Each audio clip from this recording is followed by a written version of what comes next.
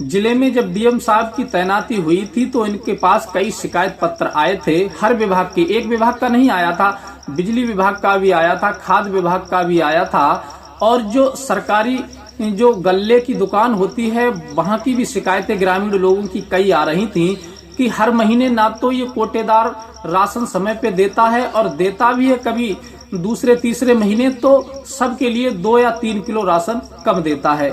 ये शिकायतें सुनकर के कई बार डीएम साहब आदेश भी कर चुके थे। अपने नीचे जो कर्मचारी होते हैं, अधिकारी होते हैं, उन्हें आदेश करने के बाद भी कोई रिस्पॉन्स उन्हें नहीं मिला, और बार बार फिर उसी हिसाब से शिकायतें उनके पास जा रही थी। अब इन शिकायतों को देख करके वो बड़ा चक्कर में पड़ जाते हैं कि मैंने आदेश भी कर दिया और आदेश करने के बाद भी कोई सुधार नहीं हो रहा है, तो इसका मतलब कहीं ना कहीं घोटाला जरूर हो रहा है कि जो हमसे नीचे जो अधिकारी कर्मचारी हैं वो सभी मिली भगत है उनकी। इसी वजह से इन घूसखोरों पर और भ्रष्टाचार पर कोई रोकथाम नहीं हो रही है। तब वो विचार करते हैं कि अब मुझे ही कोई एक्शन लेना चाहिए। फिर वो अपने ड्राइवर को साथ लेकर के सर से गमछा बांध करके पुराने वस्त्र पहन करके निकल पड़ते हैं, और फिर उसी जगह पर पहुंच जाते हैं जिस जगह की उन्हें लोकेशन दी गई थी, जिस जगह पर वो राशन की दुकान वाला लोगों के साथ अच्छा व्यवहार नहीं कर रहा था, राशन कम दे रहा था और दूसरे तीसरे महीने जाकर के गल्ला बांट रहा था।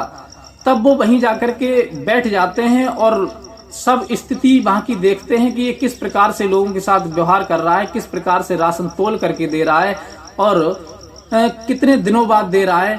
कुछ लोग उन्हें देख भी रहे थे कि ये लोग तो कुछ जाने पहचाने नहीं लग रहे हैं, नए लग रहे हैं, ना जाने कहाँ के हैं, चलो होगा यहाँ तो गल्ला बट रहा है, ना जाने कौन कौन लोग आते हैं। इस प्रकार से कोई भी व्यक्ति उन पर संदेह नहीं करता है और वो वहां बैठे रहते हैं। काफी समय जब बीत जाता है तब डीएम साहब की नजर जो थी, जो कांटा लगा हुआ था उसके नीचे एक 2 किलो की मैग्नेट लगी हुई थी, उस पर पड़ जाती है। अब डीएम साहब जब उसे देखते हैं तो काफी हैरत में पड़ जाते हैं और उठ करके जाते हैं और फिर वो मैग्नेट निकालते हैं हाथ डाल करके। तब उससे कहते हैं कि भाई साहब ये क्या कर रहे हो, ये 2 किलो की मैग्नेट है और आप इतना गल्ला कम दे रहे हो, लेकिन सरकार की तरफ से तो आपको पूरा गल्ला मिलता है। ये बात जब वो कहते हैं तो फिर वो जो सरकारी गल्ले की दुकान का जो मालिक होता है वो फिर डीएम साहब से बदतमीजी करने लगता है और गाली गलौज जब शुरू हो जाती है, फिर डीएम साहब क्या एक्शन लेते हैं ये पूरी सच्चाई इस वीडियो के माध्यम से जानने का प्रयास करेंगे। नमस्कार, प्रणाम, मैं हूं रितेश कुमार। दरअसल आज की जो सच्ची घटना मैं आपको सुनाने के लिए जा रहा हूं, ये सच्ची रियल घटना इसी उत्तर प्रदेश का जिला लगता है बदायूं। इसी बदायूं में एक बार देवराज डीएम की तैनाती हुई थी और देवराज डीएम जो थे वो अपने कार्यकाल में बहुत अच्छी तरह से पहचाने जाने लगे थे। वो किसी की ना तो सिफारिश मानते थे, ना किसी की आन मानते थे। घूसखोरी को खत्म करना है, भ्रष्टाचार को खत्म करना है। उनकी वजह से जो नीचे उनके अधिकारी थे, कर्मचारी थे, वो आगे आगे नाचा करते थे।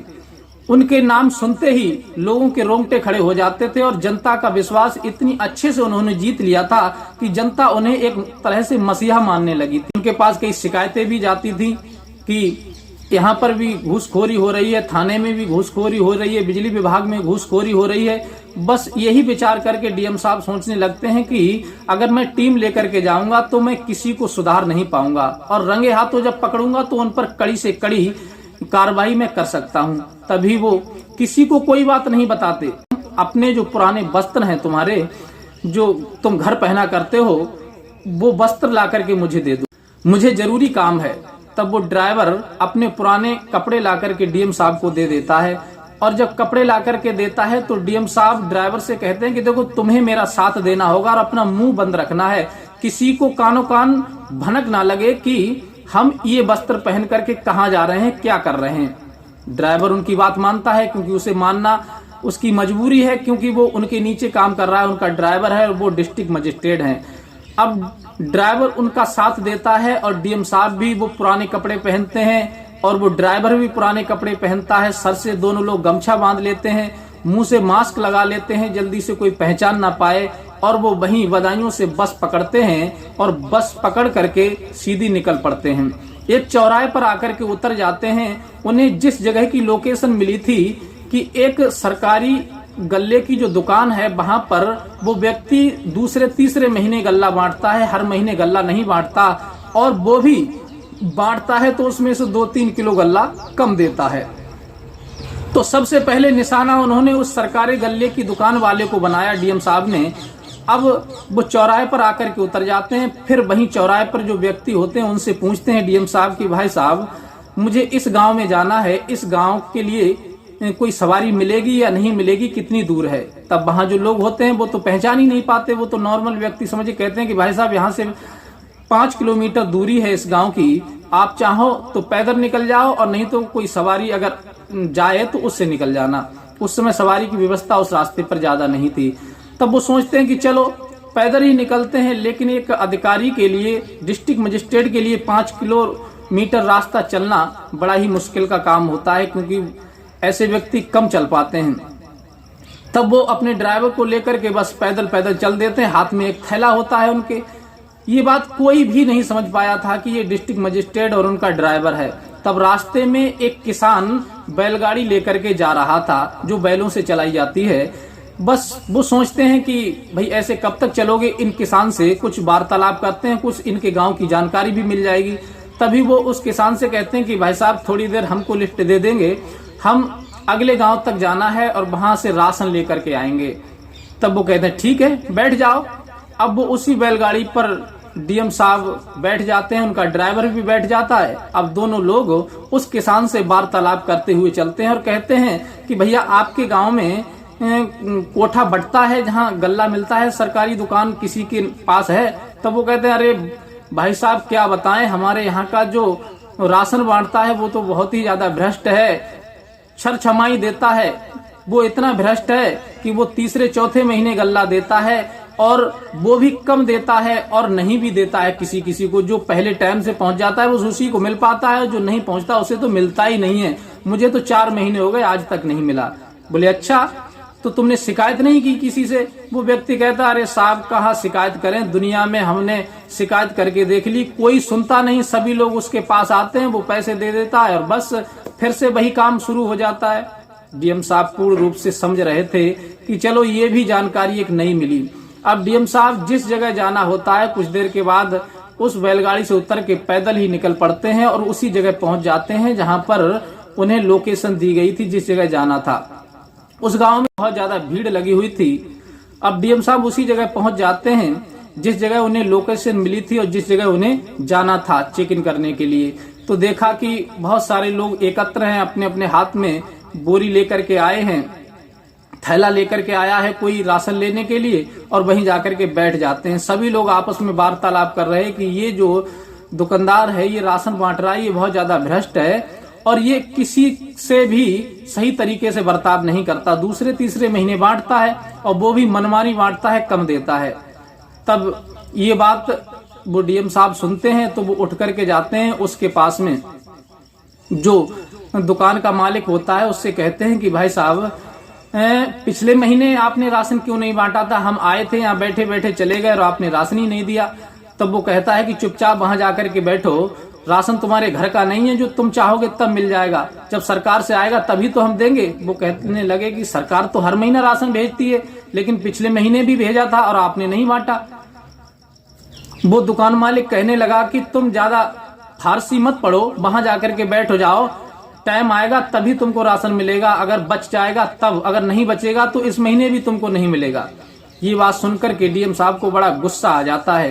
फिर वो कहते हैं चलो कोई बात नहीं, पिछले महीने नहीं मिला, लेकिन उससे पिछले महीने में जब लेकर के गया था तो तुम्हारे राशन जो तुमने तोल करके दिया था उसमें 2 किलो कम क्यों बैठा?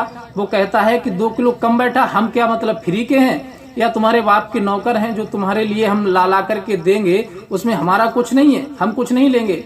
ये बात जब डीएम साहब सुनते हैं तो उन्हें बहुत जोर से गुस्सा आ जाता है और जाते हैं उस तराजू के नीचे जो कांटा था उसके नीचे जो मैग्नेट लगी हुई थी 2 किलो की, उससे 2 किलो राशन प्रत्येक व्यक्ति पे कम जा रहा था। डीएम साहब उस मैग्नेट को निकाल के लाते हैं और कहते हैं कि भाई साहब ये देखो, आप कांटे में भी गपलाखोरी कर रहे हैं और वैसे भी लोगों को कम देते हैं। ये बात सुनकर के वो बदतमीजी करने लगता है डीएम साहब से।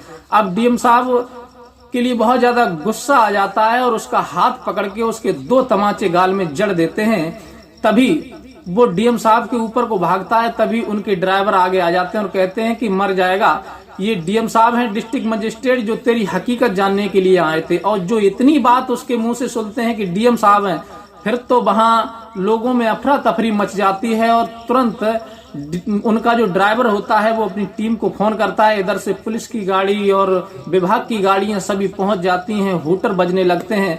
फिर तो वहां पर उसके पसीने छूट जाते हैं और रोने लगता है, पैरों में गिर जाता है, कहता है साहब मुझे माफ कर दो, मुझसे बहुत बड़ी गलती हो गई। डीएम साहब कहते हैं तुम जैसे घूसखोरों के लिए माफ करना तो सबसे बड़ी मूर्खता होगी।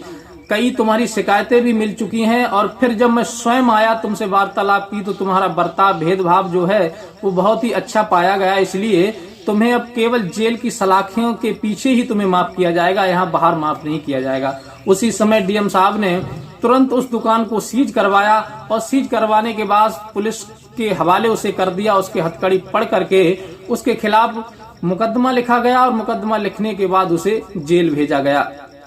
इस तरह से डीएम साहब ने कड़ी कार्रवाई की और उसकी जब सूचना जो थी सोशल मीडिया के माध्यम से पूरे डिस्ट्रिक्ट क्या पूरे उत्तर प्रदेश में, पूरे अन्य प्रांतों में, पूरी ऑल इंडिया में फैल जाती है। फिर कुछ दिन तक वो लोग सही काम करते हैं। इसी प्रकार से डीएम साहब ने अन्य कई जगहों पर छापा मारा था। अब तो लोग सतर्क हो जाते हैं क्योंकि उनके भी समझ में आ जाता है कि ऐसा ना हो कि वही डीएम साहब भेष बदल करके आ जाएं। तो कुछ दिन तक तो मामला सही चलता है, लेकिन उन डीएम साहब की जो ज्यादा घूसखोर थे उनने शिकायतें ऊपर की थी, इसकी वजह से उनका यहाँ से ट्रांसफर करवा दिया और फिर वो यहाँ से चले गए। और जैसा घूसखोरी हो रही थी वैसे ही फिर दोबारा से होने लगी। तो साथियों आपकी क्या राय है, क्या डीएम साहब ने अच्छा किया या फिर हर जिले में ऐसा डीएम होना चाहिए? आपकी जो भी राय हो अपनी राय हमें कमेंट में दे सकते हैं और मिलते हैं इसी प्रकार की कोई नेक्स्ट कहानी के साथ। अगर वीडियो अच्छी लगी हो तो वीडियो को शेयर कीजिए, लाइक कीजिए, चैनल को सब्सक्राइब कीजिए और मिलते हैं इसी प्रकार की कोई नेक्स्ट वीडियो के साथ। तब तक के लिए दीजिए इजाजत, नमस्कार।